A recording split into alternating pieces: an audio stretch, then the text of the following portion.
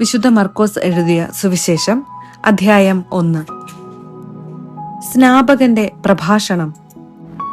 ദൈവപുത്രനായ യേശുക്രിസ്തുവിന്റെ സുവിശേഷത്തിന്റെ ആരംഭം. ഇതാ നിനക്ക് മുൻപേ ഞാൻ എന്റെ ദൂതനെ അയക്കുന്നു. അവൻ നിന്റെ വഴി ഒരുക്കും.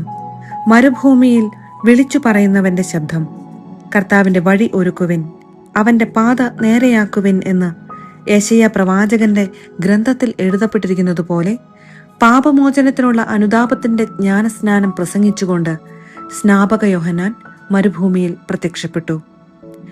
യൂദയ മുഴുവനിലെയും ജെറുസലേമിലെയും ജനങ്ങൾ അവന്റെ അടുത്തെത്തി. അവർ പാപങ്ങൾ ഏറ്റുപറഞ്ഞ് ജോർദാൻ നദിയിൽ വെച്ച് സ്നാനം സ്വീകരിച്ചു.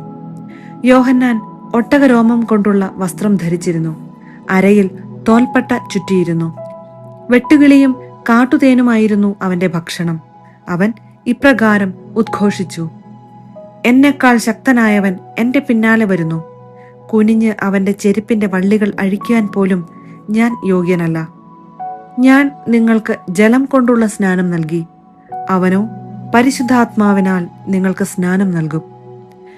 യേശുവിന്റെ ജ്ഞാനസ്നാനം. അന്നൊരിക്കൽ യേശു ഗലീലയിലെ നസറത്തിൽ നിന്ന് വന്ന് ജോർദാനിൽ വെച്ച് യോഹന്നാനിൽ നിന്ന് സ്നാനം സ്വീകരിച്ചു. വെള്ളത്തിൽ നിന്ന് കയറുമ്പോൾ പെട്ടെന്ന് ആകാശം പിളരുന്നതും ആത്മാവ് പ്രാവിന്റെ രൂപത്തിൽ തന്റെ മേൽ ഇറങ്ങി വരുന്നതും അവൻ കണ്ടു. സ്വർഗത്തിൽ നിന്ന് ഒരു സ്വരമുണ്ടായി: നീ എന്റെ പ്രിയപുത്രൻ, നിന്നിൽ ഞാൻ പ്രസാദിച്ചിരിക്കുന്നു. മരുഭൂമിയിലെ പരീക്ഷ. ഉടനെ ആത്മാവ് അവനെ മരുഭൂമിയിലേക്ക് നയിച്ചു. സാത്താനാൽ പരീക്ഷിക്കപ്പെട്ട് 40 ദിവസം അവൻ മരുഭൂമിയിൽ വസിച്ചു. അവൻ വന്യമൃഗങ്ങളോട് കൂടെയായിരുന്നു. ദൈവദൂതന്മാർ അവനെ ശുശ്രൂഷിച്ചു. ദൗത്യം ആരംഭിക്കുന്നു. യോഹന്നാൻ ബന്ധനസ്ഥനായപ്പോൾ യേശു ദൈവത്തിന്റെ സുവിശേഷം പ്രസംഗിച്ചുകൊണ്ട് ഗലീലയിലേക്ക് വന്നു. അവൻ പറഞ്ഞു: സമയം പൂർത്തിയായി, ദൈവരാജ്യം സമീപിച്ചിരിക്കുന്നു. അനുതപിച്ച് സുവിശേഷത്തിൽ വിശ്വസിക്കുവിൻ. ആദ്യ ശിഷ്യന്മാർ. അവൻ ഗലീലി കടൽ തീരത്തുകൂടെ കടന്നു പോകുമ്പോൾ ശിമയോനെയും അവന്റെ സഹോദരൻ അന്ത്രയോസിനെയും കണ്ടു. മീൻപിടുത്തക്കാരായ അവർ കടലിൽ വലയെറിയുകയായിരുന്നു. യേശു അവരോട് പറഞ്ഞു: എന്നെ അനുഗമിക്കുവിൻ, ഞാൻ നിങ്ങളെ മനുഷ്യരെ പിടിക്കുന്നവരാക്കും. ഉടനെ വലയുപേക്ഷിച്ച് അവർ അവനെ അനുഗമിച്ചു. കുറച്ചു ദൂരം കൂടി പോയപ്പോൾ സെബദിയുടെ പുത്രനായ യാക്കോബിനെയും അവന്റെ സഹോദരൻ യോഹന്നാനെയും കണ്ടു. അവർ വഞ്ചിയിലിരുന്ന് വലയുടെ കേടുപോകുകയായിരുന്നു. ഉടനെ അവൻ അവരെയും വിളിച്ചു. അവർ പിതാവായ സെബദിയെ സേവകരോടൊപ്പം വള്ളത്തിൽ വിട്ട് അവനെ അനുഗമിച്ചു. പിശാചു ബാധിതനെ സുഖപ്പെടുത്തുന്നു. അവർ കഫർനാമിൽ എത്തി. സാബത്തു ദിവസം അവൻ സിനഗോഗിൽ പ്രവേശിച്ച് പഠിപ്പിച്ചു. അവന്റെ പ്രബോധനത്തിൽ അവർ വിസ്മയഭരിതരായി. കാരണം നിയമജ്ഞരെ പോലെയല്ല, അധികാരമുള്ളവനെ പോലെയാണ് അവൻ പഠിപ്പിച്ചത്. അശുദ്ധാത്മാവ് ബാധിച്ച ഒരുവൻ അവിടെ ഉണ്ടായിരുന്നു. അവൻ അലറി: നസറായനായ യേശുവേ, നീ എന്തിന് ഞങ്ങളുടെ കാര്യത്തിൽ ഇടപെടുന്നു? ഞങ്ങളെ നശിപ്പിക്കാനാണോ നീ വന്നിരിക്കുന്നത്? നീ ആരാണെന്ന് എനിക്കറിയാം, ദൈവത്തിന്റെ പരിശുദ്ധൻ. യേശു അവനെ ശാസിച്ചു: നിശബ്ദനായിരിക്കുക, അവനെ വിട്ട് നീ പുറത്തു വരുക. അശുദ്ധാത്മാവ് അവനെ തള്ളി വീഴ്ത്തിയിട്ട് ഉച്ചസ്വരത്തിൽ അലറിക്കൊണ്ട് പുറത്തു വന്നു. എല്ലാവരും അത്ഭുതപ്പെട്ട് പരസ്പരം പറഞ്ഞു: ഇതെന്ത് അധികാരത്തോടെയുള്ള പുതിയ പ്രബോധനമോ? അശുദ്ധാത്മാക്കളോട് പോലും അവൻ ആജ്ഞാപിക്കുന്നു, അവ അനുസരിക്കുകയും ചെയ്യുന്നു. അവന്റെ പ്രശസ്തി ഗലീലയുടെ സമീപ പ്രദേശങ്ങളിലെല്ലാം പെട്ടെന്ന് വ്യാപിച്ചു. ശിമയോന്റെ അമ്മായിയമ്മ. യേശു സിനഗോഗിൽ നിന്ന് ഇറങ്ങി യാക്കോബിനോടും യോഹന്നാനോടും കൂടെ ശിമയോന്റെയും അന്ത്രയോസിന്റെയും ഭവനത്തിലെത്തി. ശിമയോന്റെ അമ്മായിയമ്മ പനി പിടിച്ച് കിടപ്പായിരുന്നു. അവളുടെ കാര്യം അവർ അവനോട് പറഞ്ഞു. അവൻ അടുത്തു ചെന്ന് അവളെ കൈക്കു പിടിച്ച് എഴുന്നേൽപ്പിച്ചു. പനി അവളെ വിട്ടുമാറി. അവൾ അവരെ ശുശ്രൂഷിച്ചു. അന്ന് വൈകുന്നേരം സൂര്യാസ്തമയമായപ്പോൾ രോഗികളും പിശാചുബാധിതരുമായ എല്ലാവരെയും അവർ അവന്റെ അടുത്ത് കൊണ്ടുവന്നു. നഗരവാസികളെല്ലാം വാതിൽക്കൽ സമ്മേളിച്ചു. വിവിധ രോഗങ്ങൾ ബാധിച്ചിരുന്ന വളരെ പേരെ അവൻ സുഖപ്പെടുത്തി. അനേകം പിശാചുക്കളെ പുറത്താക്കി. പിശാചുക്കൾ തന്നെ അറിഞ്ഞിരുന്നതുകൊണ്ട് സംസാരിക്കാൻ അവരെ അവൻ അനുവദിച്ചില്ല. സിനഗോഗുകളിൽ പ്രസംഗിക്കുന്നു. അതിരാവിലെ അവൻ ഉണർന്ന് ഒരു വിജന സ്ഥലത്തേക്ക് പോയി. അവിടെ അവൻ പ്രാർത്ഥിച്ചു കൊണ്ടിരുന്നു. ശിമയോനും കൂടെയുണ്ടായിരുന്നവരും അവനെ തേടി പുറപ്പെട്ടു. കണ്ടെത്തിയപ്പോൾ അവർ പറഞ്ഞു, എല്ലാവരും നിന്നെ അന്വേഷിക്കുന്നു. അവൻ പറഞ്ഞു, നമുക്ക് അടുത്ത പട്ടണങ്ങളിലേക്ക് പോകാം, അവിടെയും എനിക്ക് പ്രസംഗിക്കേണ്ടിയിരിക്കുന്നു. അതിനാണ് ഞാൻ വന്നിരിക്കുന്നത്. സിനഗോഗുകളിൽ പ്രസംഗിച്ചുകൊണ്ടും പിശാചുക്കളെ പുറത്താക്കിക്കൊണ്ടും അവൻ ഗലീലയിലുടനീളം സഞ്ചരിച്ചു. കുഷ്ഠരോഗിയെ സുഖപ്പെടുത്തുന്നു. ഒരു കുഷ്ഠരോഗി അവന്റെ അടുത്തെത്തി മുട്ടുകുത്തി അപേക്ഷിച്ചു, അങ്ങയ്ക്ക് മനസ്സുണ്ടെങ്കിൽ എന്നെ ശുദ്ധനാക്കാൻ കഴിയും. അവൻ കരുണ തോന്നി കൈ നീട്ടി അവനെ സ്പർശിച്ചുകൊണ്ട് പറഞ്ഞു, എനിക്ക് മനസ്സുണ്ട്, നിനക്ക് ശുദ്ധിയുണ്ടാകട്ടെ. തൽക്ഷണം കുഷ്ഠം മാറി അവന് ശുദ്ധി വന്നു. യേശു അവനെ കർശനമായി താക്കീതു ചെയ്ത് പറഞ്ഞയച്ചു, നീ ഇതേപ്പറ്റി ആരോടും ഒന്നും സംസാരിക്കരുത്. എന്നാൽ പോയി പുരോഹിതന് നിന്നെ തന്നെ കാണിച്ചു കൊടുക്കുക. മോശയുടെ കൽപ്പനയനുസരിച്ച് ജനങ്ങൾക്ക് സാക്ഷ്യത്തിനായി ശുദ്ധീകരണ കാഴ്ചകൾ സമർപ്പിക്കുകയും ചെയ്യുക. എന്നാൽ അവൻ പുറത്തു ചെന്ന് വളരെ കാര്യങ്ങൾ പ്രഘോഷിക്കാനും ഇത് പ്രസിദ്ധമാക്കാനും തുടങ്ങി.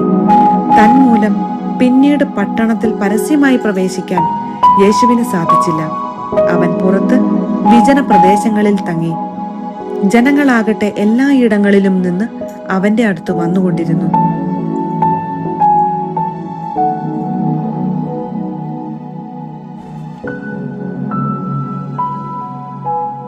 വിശുദ്ധ മർക്കോസ് എഴുതിയ സുവിശേഷം അധ്യായം 2. തളർവാദ രോഗിയെ സുഖപ്പെടുത്തുന്നു. കുറെ ദിവസങ്ങൾ കഴിഞ്ഞ് യേശു കഫർനാമിൽ തിരിച്ചെത്തിയപ്പോൾ അവൻ വീട്ടിലുണ്ട് എന്ന വാർത്ത പ്രചരിച്ചു. വാതിൽക്കൽ പോലും നിൽക്കാൻ സ്ഥലം തികയാത്ത വിധം നിരവധി ആളുകൾ അവിടെ കൂടി. അവൻ അവരോട് വചനം പ്രസംഗിച്ചു കൊണ്ടിരുന്നു. അപ്പോൾ 4 പേർ ഒരു തളർവാദ രോഗിയെ എടുത്തുകൊണ്ടുവന്നു. ജനക്കൂട്ടം നിമിത്തം അവന്റെ അടുത്തെത്താൻ അവർക്ക് കഴിഞ്ഞില്ല. അതിനാൽ അവൻ ഇരുന്ന സ്ഥലത്തിന്റെ മേൽക്കൂര പൊളിച്ച് തളർവാദ രോഗിയെ അവർ കിടക്കയോടെ താഴോട്ടിറക്കി. അവരുടെ വിശ്വാസം കണ്ട് യേശു തളർവാദ രോഗിയോട് പറഞ്ഞു, മകനെ, നിന്റെ പാപങ്ങൾ ക്ഷമിക്കപ്പെട്ടിരിക്കുന്നു. നിയമജ്ഞരിൽ ചിലർ അവിടെ ഇരിപ്പുണ്ടായിരുന്നു. അവർ ചിന്തിച്ചു, എന്തുകൊണ്ടാണ് ഇവൻ ഇപ്രകാരം സംസാരിക്കുന്നത്? ഇവൻ ദൈവദൂഷണം പറയുന്നു. ദൈവത്തിനല്ലാതെ മറ്റാർക്കാണ് പാപം ക്ഷമിക്കാൻ സാധിക്കുക? അവർ ഇപ്രകാരം വിചാരിക്കുന്നുവെന്ന് മനസ്സിലാക്കി യേശു അവരോട് ചോദിച്ചു, എന്തുകൊണ്ടാണ് നിങ്ങൾ ഇങ്ങനെ ചിന്തിക്കുന്നത്? ഏതാണ് എളുപ്പം, തളർവാദ രോഗിയോട് നിന്റെ പാപങ്ങൾ ക്ഷമിക്കപ്പെട്ടിരിക്കുന്നു എന്ന് പറയുന്നതോ, എഴുന്നേറ്റ് നിന്റെ കിടക്കയും എടുത്ത് നടക്കുക എന്ന് പറയുന്നതോ? എന്നാൽ ഭൂമിയിൽ പാപങ്ങൾ ക്ഷമിക്കാൻ മനുഷ്യപുത്രന് അധികാരമുണ്ടെന്ന് നിങ്ങൾ അറിയേണ്ടതിന് അവൻ തളർവാദ രോഗിയോട് പറഞ്ഞു, ഞാൻ നിന്നോട് പറയുന്നു, എഴുന്നേറ്റ് നിന്റെ കിടക്കയും എടുത്ത് വീട്ടിലേക്ക് പോവുക. തക്ഷണം അവൻ എഴുന്നേറ്റ് കിടക്കയും എടുത്ത് എല്ലാവരും കാണുകെ പുറത്തേക്ക് പോയി. എല്ലാവരും വിസ്മയിച്ചു. ഇതുപോലൊന്ന് ഞങ്ങൾ ഒരിക്കലും കണ്ടിട്ടില്ല എന്ന് പറഞ്ഞ് അവർ ദൈവത്തെ മഹത്വപ്പെടുത്തി. ലേവിയെ വിളിക്കുന്നു. യേശു വീണ്ടും കടൽ തീരത്തേക്ക് പോയി. ജനക്കൂട്ടം അവന്റെ അടുത്തെത്തി. അവൻ അവരെ പഠിപ്പിച്ചു. അവൻ കടന്നുപോയപ്പോൾ ഹൽപ്പയുടെ പുത്രനായ ലേവി ചുങ്കസ്ഥലത്ത് ഇരിക്കുന്നത് കണ്ട് അവനോട് പറഞ്ഞു, എന്നെ അനുഗമിക്കുക. അവൻ എഴുന്നേറ്റ് യേശുവിനെ അനുഗമിച്ചു. അവൻ ലേവിയുടെ ഭവനത്തിൽ ഭക്ഷണത്തിനിരിക്കുമ്പോൾ അനേകം ചുങ്കക്കാരും പാപികളും അവന്റെയും ശിഷ്യരുടെയും കൂടെ ഇരുന്നു. കാരണം അവനെ അനുഗമിച്ചവർ നിരവധിയായിരുന്നു.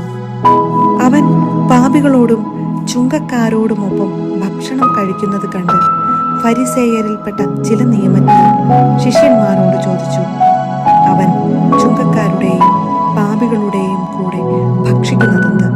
ഇതു കേട്ട് യേശു പറഞ്ഞു, ആരോഗ്യമുള്ളവർക്കല്ല, രോഗികൾക്കാണ് വൈദ്യനെ കൊണ്ട് ആവശ്യം. നീതിമാന്മാരെയല്ല, പാപികളെ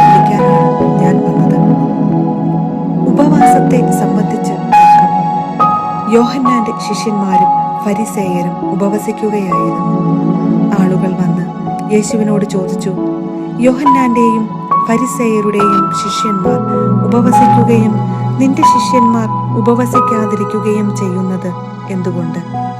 യേശു പറഞ്ഞു, മണവാളൻ കൂടെയുള്ളപ്പോൾ മണവറത്തോടർക്ക് ഉപവസിക്കാൻ സാധിക്കുമോ? മണവാളൻ കൂടെയുള്ളിടത്തോളം കാലം അവർക്ക് ഉപവസിക്കാനാവില്ല. മണവാളൻ അവരിൽ നിന്ന് അകറ്റപ്പെടുന്ന കാലം വരും, അന്ന് അവർ ഉപവസിക്കും.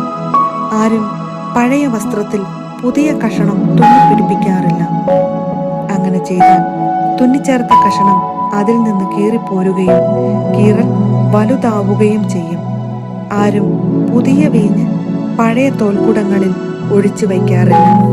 അങ്ങനെ ചെയ്താൽ തോൽക്കുടങ്ങൾ പിളരുകയും വീഞ്ഞും തോൽക്കുടങ്ങളും നഷ്ടപ്പെടുകയും ചെയ്യും. പുതിയ വീഞ്ഞിന് പുതിയ തോൽക്കുടങ്ങൾ വേണം. സാബത്ത് ആചരണത്തെക്കുറിച്ച് വിവാദം. ഒരു സാബത്തു ദിവസം അവൻ വിളഞ്ഞു കിടക്കുന്ന ഒരു വയലിലൂടെ പോവുകയായിരുന്നു. പോകുമ്പോൾ ശിഷ്യന്മാർ കതിരുകൾ പറിക്കാൻ തുടങ്ങി. ഫരിസേയർ അവരോട് പറഞ്ഞു, സാബത്തിൽ നിഷിദ്ധമായത് അവർ ചെയ്യുന്നത് എന്തുകൊണ്ട്? അവൻ ചോദിച്ചു, ദാവീദും അനുചരന്മാരും കൈവശം ഒന്നുമില്ലാതെ വിശന്നു വലഞ്ഞപ്പോൾ എന്തു ചെയ്തുവെന്ന് നിങ്ങൾ വായിച്ചിട്ടില്ലേ? അബിയാഥാർ പ്രധാന പുരോഹിതനായിരിക്കെ ദാവീദ് ദേവാലയത്തിൽ പ്രവേശിച്ച് പുരോഹിതന്മാർക്കല്ലാതെ മറ്റാർക്കും ഭക്ഷിക്കാൻ അനുവാദമില്ലാത്ത കാഴ്ചയപ്പം ഭക്ഷിക്കുകയും കൂടെയുണ്ടായിരുന്നവർക്ക് കൊടുക്കുകയും ചെയ്തില്ലേ? അവൻ അവരോട് പറഞ്ഞു, സാബത്ത് മനുഷ്യന് വേണ്ടിയാണ്, മനുഷ്യൻ സാബത്തിനു വേണ്ടിയല്ല. മനുഷ്യപുത്രൻ സാബത്തിൻ്റെയും കർത്താവാണ്.